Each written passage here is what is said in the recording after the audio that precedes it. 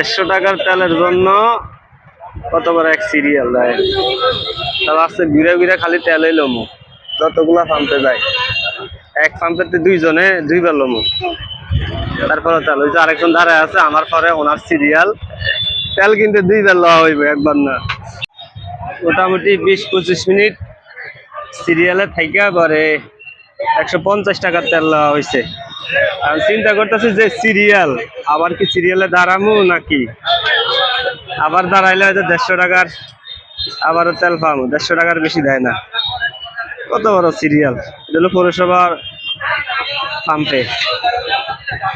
দেখি আবার দাঁড়াই, আরো 150 টাকার নিমু। আজকে খালি ঘুরে ঘুরে তেল নিমু, টাঙ্কি আজকে ফুল করতে হইবে। এই যে 10 মিনিট রেস্ট নেওয়ার পরে আবার দাঁড়াইছি, আবার 150 টাকার তেল নেবো। সোজা কথা আজকে টাঙ্কি ফুল করতে হইব, টাঙ্কি আজকে ফুল করবো। আবার দাঁড়াইছি 150 টাকার তেলের জন্য।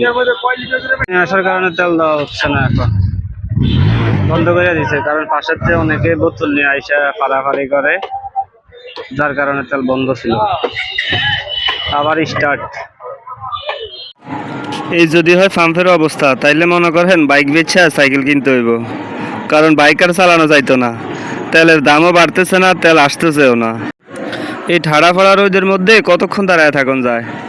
তারপরেও আমরা তেলের জন্য দাঁড়ায় আছি পাম্পে, কারণ বাইক চালাইতে হইব, বাইক নিয়ে ঘুরতেই হবে, তাও আবার ঈদের বন্ধের মধ্যে।